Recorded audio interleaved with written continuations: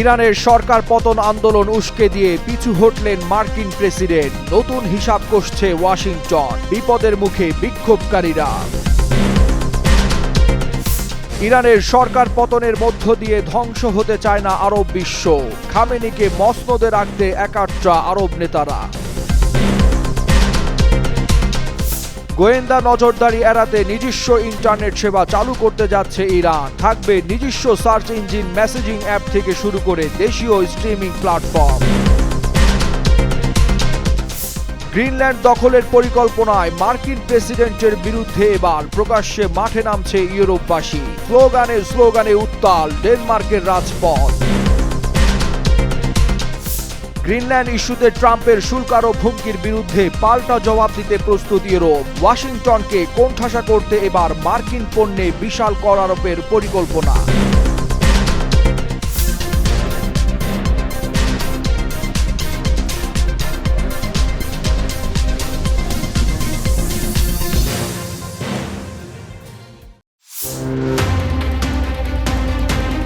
মধ্যপ্রাচ্যে চলমান যুদ্ধ উত্তেজনা, ইউক্রেন সংকট এবং যুক্তরাষ্ট্রের অভ্যন্তরীণ রাজনৈতিক হিসাব, এই সব কিছু মিলিয়ে ইরান প্রশ্নে নতুন করে হিসাব কষছে ওয়াশিংটন, যার সবচেয়ে বড় প্রভাব পড়তে শুরু করেছে ইরানে চলমান সরকার বিরোধী আন্দোলনের ওপর।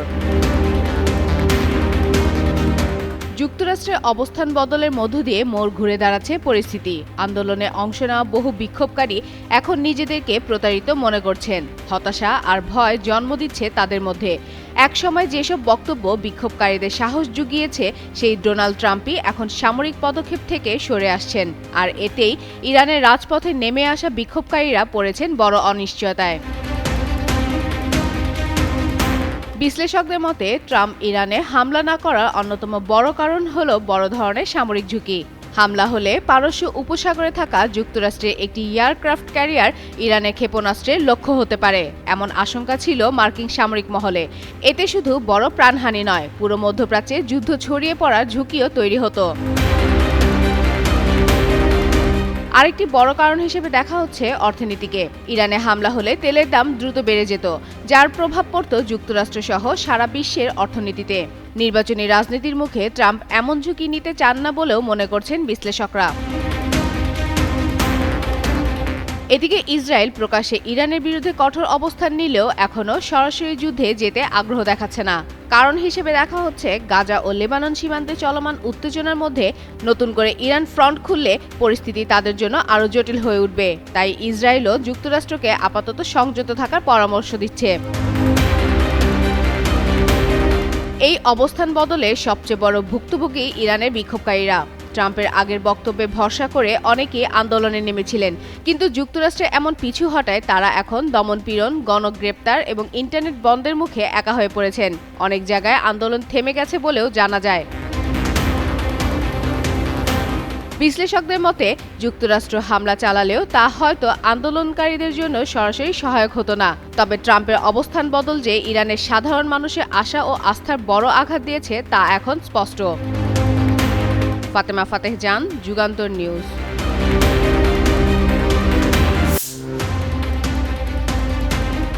একসময় যুক্তরাষ্ট্রের নেতৃত্বে ইরানে শাসন ব্যবস্থা পরিবর্তনের ধারণাকে যেসব আরব দেশ সমর্থন করত, তারাই এখন সংযম ও উত্তেজনা প্রশমনের আহ্বান জানাচ্ছে। ফলে দেশটিতে সরকার পতনের দাবিতে চলমান বিক্ষোভ ও সম্ভাব্য সামরিক সংঘাতের আগুনে পুড়ে ধ্বংস হতে চায় না আরব বিশ্ব। কয়েক বছর আগেও উপসাগরীয় অঞ্চলসহ বহু আরব রাষ্ট্র ইরানকে মধ্যপ্রাচ্যের প্রধান হুমকি হিসেবে দেখত, কিন্তু সময়ের সঙ্গে পাল্টেছে বাস্তবতা। যুক্তরাষ্ট্রের প্রেসিডেন্ট ডোনাল্ড ট্রাম্প যখন ইরানে সামরিক হামলার পরিকল্পনা করছিলেন, তখন আরব নেতারাই ওয়াশিংটনের উপর চাপ দিচ্ছেন এই পথে না হাঁটার জন্য। আরব নেতাদের এই অবস্থান পরিবর্তনের পেছনে রয়েছে মধ্যপ্রাচ্যের সাম্প্রতিক নাটকীয় ভূরাজনৈতিক রূপান্তর। গত ২৭ মাসে ইসরায়েলের নজিরবিহীন সামরিক আগ্রাসন আরব বিশ্বকে নতুন করে ভাবতে বাধ্য করছে। বিশ্লেষকদের মতে, গ্রেটার ইসরায়েল ধারণা বাস্তবায়নের লক্ষ্যে গাজা ছাড়াও পশ্চিম তীর, সিরিয়া ও লেবাননে ইসরায়েলের আগ্রাসন অঞ্চল জুড়ে আতঙ্ক তৈরি করেছে। 2025 সালের সেপ্টেম্বরে যুক্তরাষ্ট্রের ঘনিষ্ঠ মিত্র কাতারে ইসরায়েলের হামলা আরব দেশগুলোর উদ্বেগ আরও বাড়িয়ে দিয়েছে। এর আগে জুনে ইসরায়েলের প্ররোচনায় যুক্তরাষ্ট্রের ইরানের পারমাণবিক স্থাপনায় হামলাও আঞ্চলিক ভারসাম্যকে নাড়িয়ে দিয়েছে। এদিকে বিভিন্ন প্রতিবেদনে দাবি করা হচ্ছে ইরানের সরকার বিরোধী আন্দোলনে ইসরায়েল গোপনে ইন্ধন যোগাচ্ছে। সাবেক মার্কিন পররাষ্ট্রমন্ত্রী মাইক পম্পেও এবং ইসরায়েলের কয়েকজন মন্ত্রী এমন ইঙ্গিত দিয়েছেন, যা আরব বিশ্বকে আরও সতর্ক করেছে। আরব নেতারা মনে করছেন দুর্বল ইরান সহনীয় হলেও সম্পূর্ণ ভেঙে পড়া ইরান গোটা অঞ্চলকে অস্থিতিশীল করে তুলবে। বিশেষ করে উপসাগরীয় দেশগুলো আশঙ্কা করছে সংঘাত বাড়লে হরমুজ প্রণালী বন্ধ হওয়ার ঝুঁকি তৈরি হবে, যা বৈশ্বিক জ্বালানি নিরাপত্তার জন্য মারাত্মক হুমকি বলে মনে করছেন তারা। ওয়ালিউল হাসানাত, যুগান্তর নিউজ।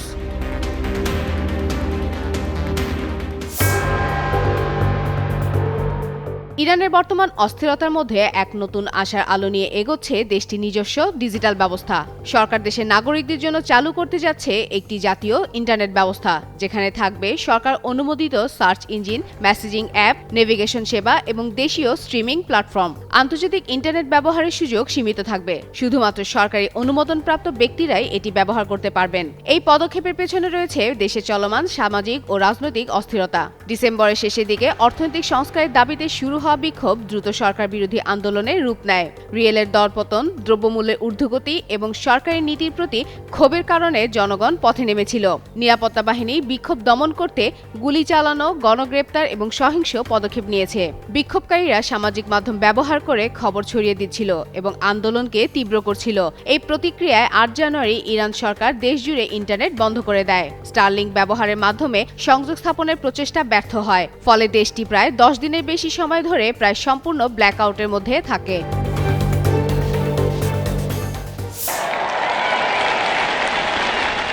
গ্রিনল্যান্ড দখলের হুমকিকে কেন্দ্র করে এবার মার্কিন প্রেসিডেন্ট ডোনাল্ড ট্রাম্পের বিরুদ্ধে প্রকাশ্যে মাঠে নেমেছে ইউরোপ। গ্রিনল্যান্ডের প্রতি সংহতি জানিয়ে ডেনমার্ক জুড়ে হাজার হাজার মানুষ বিক্ষোভে অংশ নিয়েছেন। শনিবার দেশটির রাজধানী কোপেনহেগেনে সিটি হল স্কোয়ারে জড়ো হন বিক্ষোভকারীরা। গ্রিনল্যান্ড বিক্রির জন্য নয় এবং গ্রিনল্যান্ড থেকে হাত সরিয়ে নাও, এমন স্লোগান লেখা ব্যানার হাতে নিয়ে তারা পদযাত্রা করেন মার্কিন দূতাবাসের দিকে। এ সময় বিক্ষোভকারীদের হাতে গ্রিনল্যান্ডের লাল সাদা পতাকাও উঠতে দেখা যায়। বিক্ষোভকারীরা বলছেন গ্রিনল্যান্ডবাসীদের আত্মনিয়ন্ত্রণের অধিকারকে সম্মান জানাতে হবে যুক্তরাষ্ট্রকে। ট্রাম্প সম্প্রতি দাবি করেছেন গ্রিনল্যান্ডের কৌশলগত অবস্থান এবং বিপুল খনিজ সম্পদের কারণে এটি যুক্তরাষ্ট্রের নিরাপত্তার জন্য গুরুত্বপূর্ণ। এমনকি দ্বীপটি দখলে সম্ভাব্য শক্তি প্রয়োগের ইঙ্গিত দিয়েছেন। এই হুমকির প্রেক্ষাপটে ডেনমার্কের অনুরোধে ইউরোপীয় দেশগুলো গ্রিনল্যান্ডে সামরিক সদস্য পাঠাচ্ছে, যা পরিস্থিতিকে আরও সংবেদনশীল করে তুলছে। ডেনমার্কের সংগঠনগুলো বলছে গ্রিনল্যান্ডবাসী এখন গণতন্ত্র ও মানবাধিকার লড়াইয়ের সম্মুখভাগে চলে এসেছে। তারা আন্তর্জাতিক সম্প্রদায়কে এ বিষয়ে সজাগ হওয়ার আহ্বান জানান। এদিকে এক জরিপে দেখা গেছে মাত্র 17% আমেরিকান ট্রাম্পের গ্রিনল্যান্ড দখলের উদ্যোগ সমর্থন করছেন, যদিও ট্রাম্প এই জরিপকে ভুয়া বলে দাবি করেছেন।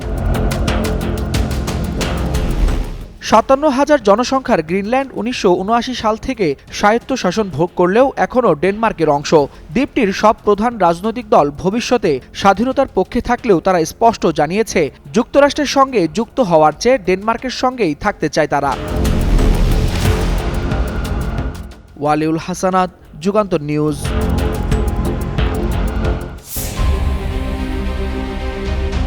গ্রিনল্যান্ডকে কেন্দ্র করে মার্কিন প্রেসিডেন্ট ডোনাল্ড ট্রাম্পের আগ্রাসী অবস্থানের ফলে ইউরোপীয় ইউনিয়ন ও যুক্তরাষ্ট্রের সম্পর্ক আবারও উত্তপ্ত হয়ে উঠেছে। গ্রিনল্যান্ড কেনার সুযোগ না দিলে ইউরোপে একাধিক দেশের ওপর শুল্ক আরোপের হুমকি দিয়েছে ট্রাম্প। এ অবস্থায় কূটনৈতিক প্রচেষ্টার পাশাপাশি পাল্টা অর্থনৈতিক পদক্ষেপের প্রস্তুতিও নিচ্ছে ইইউ। ফলে সামনে এসে দাঁড়িয়েছে নতুন প্রশ্ন, ওয়াশিংটনকে চাপে ফেলতে ঠিক কী ধরনের পরিকল্পনা করছে ব্রাসেলস।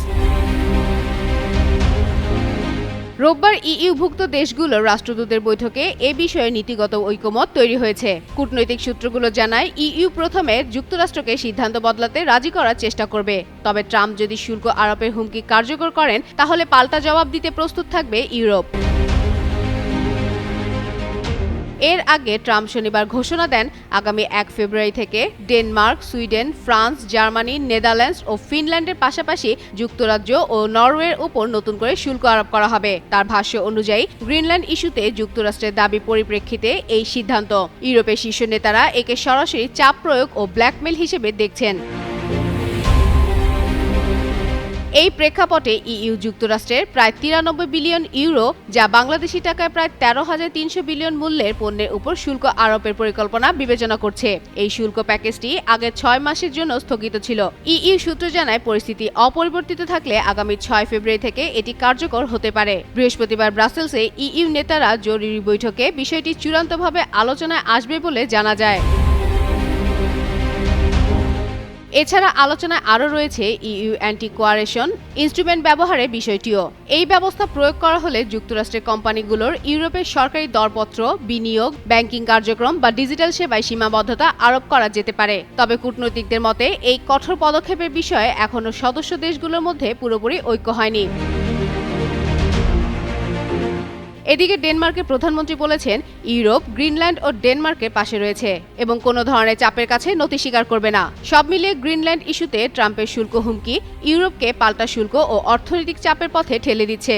যদিও শেষ পর্যন্ত কূটনৈতিক সমাধানের সম্ভাবনাও খোলা রাখতে চায় ইইউ। ফাতেমা ফাতেহ জান, যুগান্তর নিউজ।